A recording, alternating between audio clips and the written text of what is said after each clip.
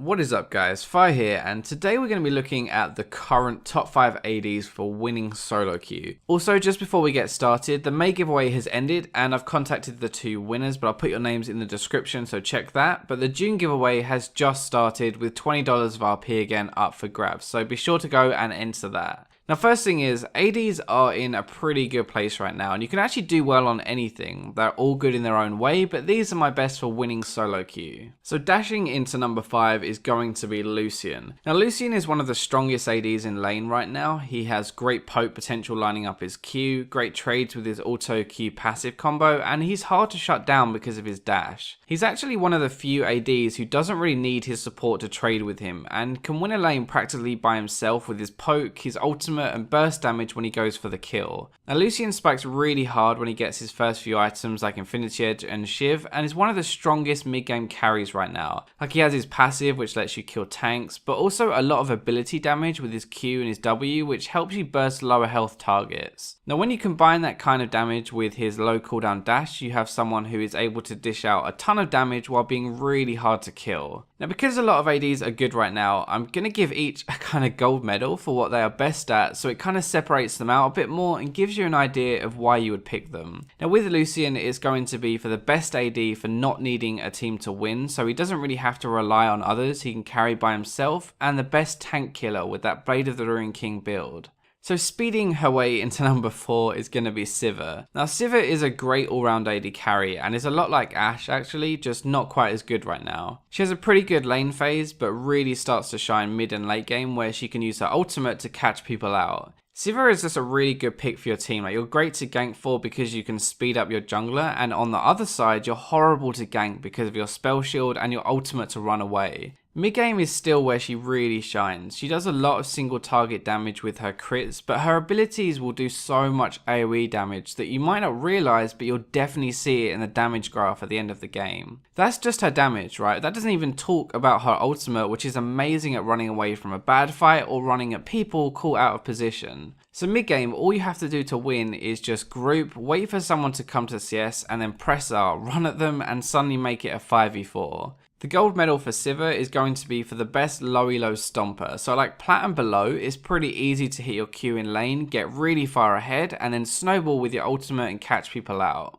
So hopping her way into number 3 is Kalista. Now, Kalista, if played right, can honestly just solo carry a game. She has a great lane phase, a great mid game, and she really benefits from this tank meta where team fights are lasting longer, meaning she can get more stacks of her E. She's like a ticking time bomb, right? The longer a fight lasts, the more deadly she becomes. So if you don't kill her quickly, then you're basically boned. Her W is stupidly strong, and if you and your support both auto the same person, you're almost guaranteed to win that trade. As if her damage wasn't enough, right? Her kiting means that unless you have hard crowd control, you're probably never going to get onto her, and she's going to kite you around and kill you. She also has her ultimate, which is like even more utility. It's great for engaging, great for peeling, and a great way of saving your feeding support. We've all had that time as an AD, right? Where your support goes into fight and you're like, what are you doing? I really just want to farm. Well, Kalista can say nope, press R, and force them back out. It's really good mid game for engaging fights, but it's also really good to force them to peel. If like your support run off and you need help, then you can literally just grab them and make them come back to you. So the gold medal for Kalista goes to being the best AD in a duo. Like seriously, if your duo is someone, Kalista is broken. You can abuse her W, use her ultimate better, and the pair of you will win so many games just by yourselves.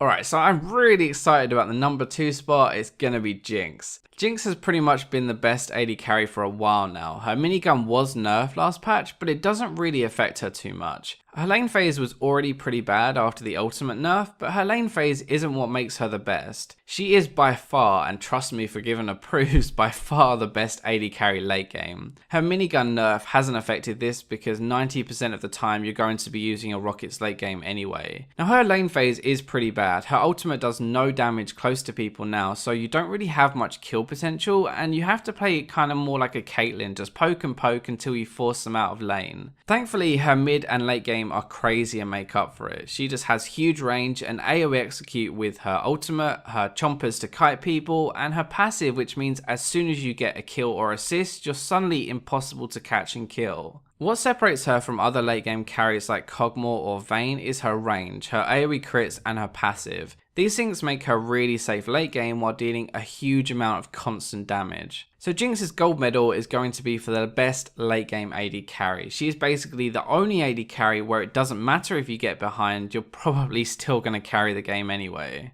So finally, the number 1 spot, and I genuinely can't think of a pun for her, so yeah, it's Ashe. Alright, so Ashe is just going to be everything you want in an AD carry. She has high range, good damage with her abilities, good persistent damage with her passive, a game-changing ultimate, and a really good scaling. So in the lane phase, her range, her passive, and abilities mean that she is really deadly. In teamfights, her range keeps her relatively safe, her Q and passive will shred tanks, and her ultimate can either peel people or engage. Her arrow is the biggest thing, honestly. Yes, she does have a huge amount of damage, but that arrow catches people out all day and wins games completely by itself. You don't even need that much damage, honestly. Just group mid game, wait for the enemy to do something stupid and come too close, and trust me by the way, they will do that, and then fire your arrow and you've suddenly turned the game into a 5v4. I've made an entire in-depth guide on Ashe and why she's so good recently, so if you want to hear more about her, I'll link that at the end of the video. So Ashe's gold medal is really just for the best all-round AD carry and best solo carry. If you use that arrow properly and you win your lane, then you can carry a game all by yourself. So that wraps it up for this top 5. I hope you guys enjoyed it. Remember to enter June's giveaway and I'll catch you next time.